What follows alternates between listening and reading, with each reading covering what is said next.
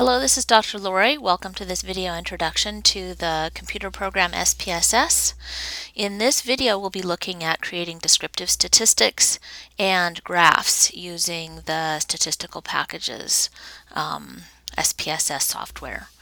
So when you first open your data set, the thing that you'll notice is, and I've opened here the chip.sav data set, you'll notice at the bottom that there are two different views. There's data view and there's variable view. And if you have a PC, those two tabs might be over here on the left-hand side, but still they are two different ways of viewing the data.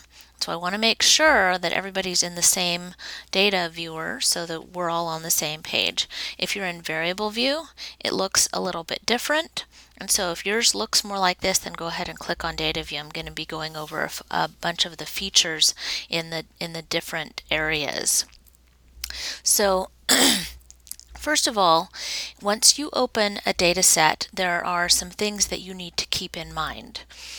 In general, and this is true for SPSS, the rows are numbered 1 through, and they go on and on till you run out of data in ascending order. And each row, keep this in mind, each row represents an individual. Now that individual might be an individual person, that's the most common type, and so each row in this particular case represents a person. Here's person ID number 1, gender is female, she is age 45 and married, she does not exercise at all. She's a non-smoker, height is 62 inches, and you can go on and on. All of these things on this row relate to that one same exact person, and I could continue scrolling over here to the right and find out that particular person's triglyceride levels, their LDL, glucose, resting pulse rate, and so each row is a person. Now, sometimes each row could represent a different unit of measure. So for example, it might be that I want to collect data about each hospital in the Inland Empire. So I would have Loma Linda, I would have Redlands Hospital, I might have San Bernardino Community Hospital, and those are, each one of them is a row. Whichever is the unit of measure is that row. It might be rats in a lab, it might be countries. We do have a country data set for you to use during this quarter, and so each row is one unit of whatever it is that we are studying. So the rows are generally people, but they could be other things. Each column is a variable, and so for each person, all of their ages are in this same column age. So the first person is age 45, then 46, then 81, then 34, then 56, then 60, and so on. So we keep all of their ages in the same column. And so each column is a variable. Now what we call each cell is a value. The value of that variable for that individual. And so the nomenclature can get a little bit tricky because value and variable sort of sound the same, but that's just part of the learning curve for learning any new area of study. So that is kind of a basic overview of the data view. The variable view, on the other hand, has those same variables, except each variable is a row, and all of the different qualities about that variable. About age happens to be numeric. It's 2 digits wide, has 0 decimal places. The label can be longer and have spaces, whereas the variable name cannot. So you'll learn a lot of these things as we go along, just kind of by trial and error. If there are particular values, and you'll see an example of this as we go through the assignment, if there are any missing values, and so forth. So each variable has particular features, and so that's what the variable view is. Unless we are inputting a new variable or tweaking things, then in general we do not pay much attention to variable view. We're almost always working in data view.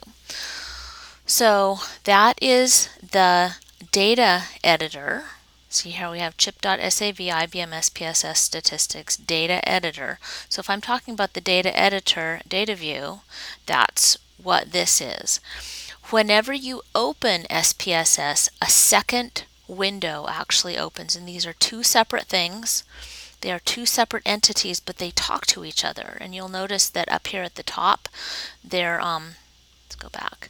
The pull down menus are the same for both of them. So when you open SPSS, it gets started. It tells you what you're trying to open. There's my chip data set. And then I went ahead and created a graph. And so here's the syntax for my graph. And my graph that I created is here in my output viewer. It used to be called an output viewer. Now it's just called the statistics viewer. And if I were to give this a name, then that name would show up here at the beginning. And so you'll notice that the data editor ends in .sav, and the output is going to end in something different. So what I'd like to do is show you how you can tell if you've saved your output or not. If you look up here at the top, this is very, very key, because I can't tell you how many times a student has come to me just desperate. They say, I spent all this time, I created this perfect output, and I saved it. I know I saved it. And now it's gone. I can't find it anywhere. And what ended up happening is that student saved their data editor and they did not save their output viewer. There are two different things to save. If you want to save the output, you have to save the output. Saving the data editor does not save the output that you created. And it just breaks my heart every single time, because I know how much work that student put into it, and it's gone. It literally is not there anymore. There's nothing you can do to go back and retrieve it. You just have to recreate it. So in order to save the output, you'll know it's not saved because this little save button is a color. Over here it's grayed out because everything in there is saved. So here I'm going to click save, and then I need to give it a name. You might have some kind of a nomenclature. I will call this mini lesson 2 SPSS analysis. And I've already saved one, so I'm going to call it analysis 2. So there it is. And now you can see up here, there's the name of it, and it ends in .spv. The output viewer will always end in .spv, and the little save button is now grayed out because everything I've done is saved here.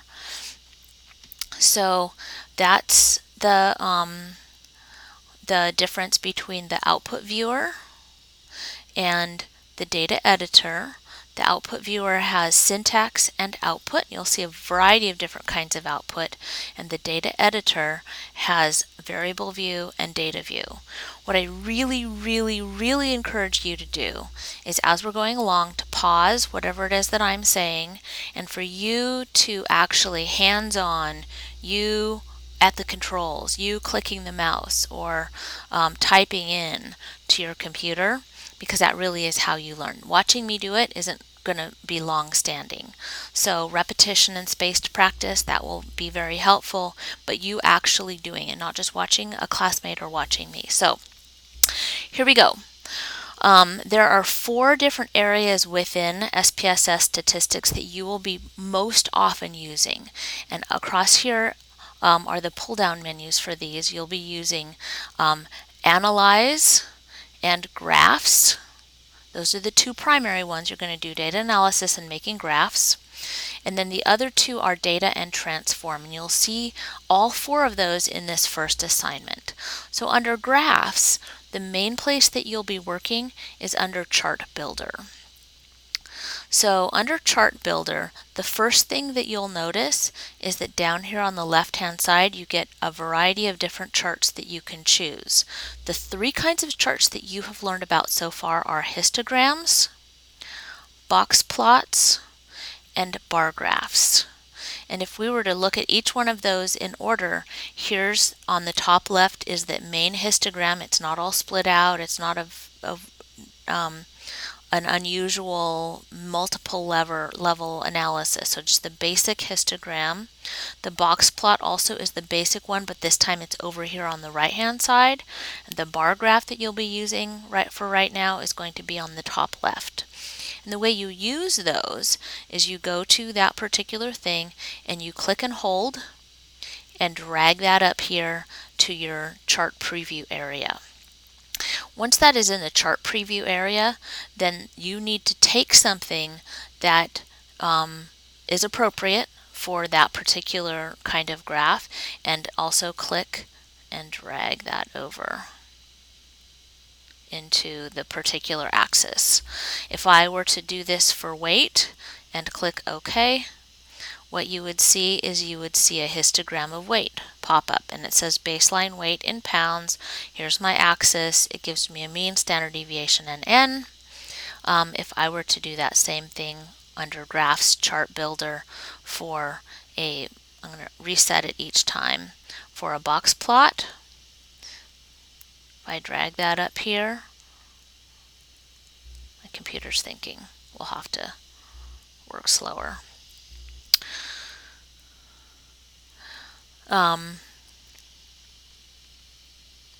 There might be some other kind of variable that would be more appropriate to have a box and whiskers plot. Again, I would drag this over into that portion of the chart. If I were to choose bar, I would drag that up, and it looks like my computer's just acting really slowly. And then I would put that particular variable in the x-axis. So I'm going to go ahead and close that so I can keep showing you different things. The next thing I'd like to show you is under the Analyze pull-down menu. And the main thing that you need to know about the Analyze pull-down menu is for this quarter, the vast majority of what we'll be doing is under descriptive statistics, not surprisingly. And even within descriptive statistics, most of what we're going to be focusing on are the top two, frequencies and descriptives. Now, SPSS tries to help you out. It gives you these little clues. And so you'll notice beside frequencies, it has 1, 2, 3. It's counting. It's like how many males do I have in this class? 1, 2, 3, 4. So I'm counting so that I can put those counts into categories. And over here next to descriptives, you'll notice the Greek letters mu and sigma. And that means that with descriptives, a lot of times I'm going to be calculating means and standard deviations. And so SPSS tries to give you a hand, tries to help you out. It's not always the case. Sometimes we would use something different. But let's say we wanted to calculate a mean and a standard deviation for that same variable, weight. So I would click weight and click the little arrow. There's my weight now is in the variables column. There are a variety of options that right now we don't need to change, but you can go ahead and click on those. And then when I click OK, those statistics drop right down here, and this is even the syntax that shows what I did in order to get this.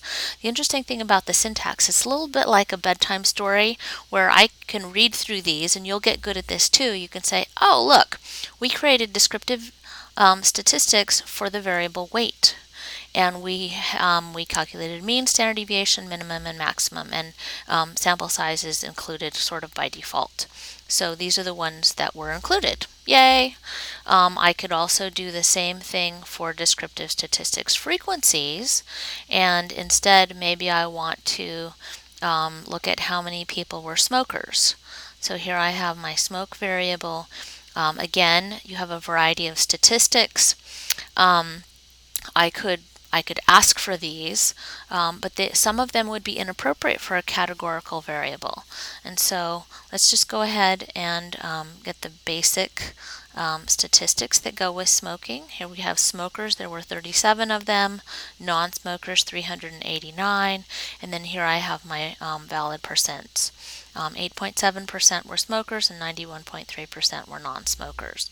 So those are the kinds of things that I can do with the frequencies.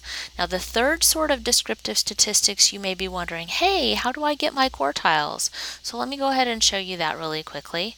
It also happens to be under frequencies. And so let's say that I wanted to look at more of a continuous variable. I'll put that over here. Let's do weight.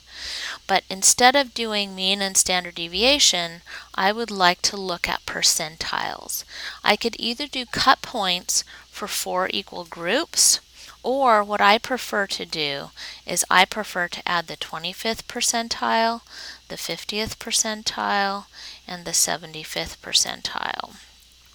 And then I also ask for range, which literally is the highest number minus the lowest number.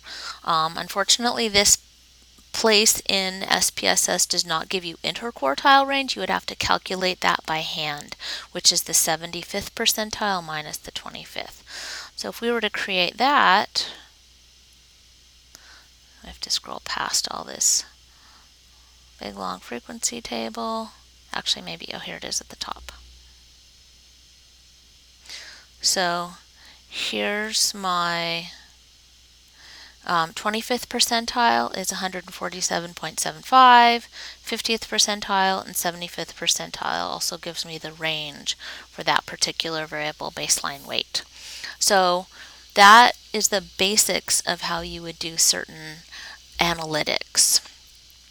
The third place that you would be working is under transform, and the two main things that you'll do here are transform compute and transform recode into different variable. Your textbook gives you very detailed instructions on how to do that, and so I'm not going to go into that at length. I will show you under transform compute how you would do BMI. What that is it is weight times 703. So this is weight in pounds times 703 divided by height taken to the second power. Now, if you look at that equation, that is equivalent to height times height. If that's easier, this is height squared in inches, weight in pounds, and then the correction factor times 703. The main reason that I wanted to do this is that when we create a new variable, that changes the data set. And so a lot of people don't think about that. Here's my new variable over here on the right hand side. Here's BMI. Oops. I probably did that backwards. Transform, compute. It's kilograms per meter squared. Oh, if I do height squared, then I would have to put it in parentheses. So let's go ahead and fix that. That's why it's always a good idea to check. There's my height. Because basically that just undid. Change existing. So there's my BMI. Those are much more reasonable numbers. So it's an iterative process a lot of times. So 27 is a typical BMI, or 44 or 32 and so forth. So what that did is it actually changed my data set. And the reason that I know that is now my save button became live. It is no longer grayed out like it used to be. And so if I wanted to save my data set with BMI in it, I would have to click save. I don't. I just recreate it each time. So that's transform recode. There are a couple of things under data that are important for you to know. One is split file. If I were to organize my output, say based on males versus female, I would set it up by doing data, split file, and then organize output by gender and click OK. As soon as I've done this, every single thing that I create after this is going to have one for males and a separate one for females. So if I made a new graph of, say, age, I would have age for males, a histogram of age for males, and a histogram of age for females. And let's see if we can actually see how that would look. Do we get to do histograms again now? Or are we fast enough? Let's do age. So remember, I split the file. So here's my gender male, there's the ages, and here's my spread out for age for females. One of the things that you'll notice is that they look a little different from each other. The computer tries to do this the best way that it can for each one of those categories, and I might have to manually fix it so that my my bins are equally wide, my columns. I'm going to undo data split file, go back to analyze all cases. And then the other thing that you can do with data is select cases. Let's say you only wanted to do that if your gender was, say, equal to, I think one is males. So if I do that, then everything that I do from now on will be restricted only to males.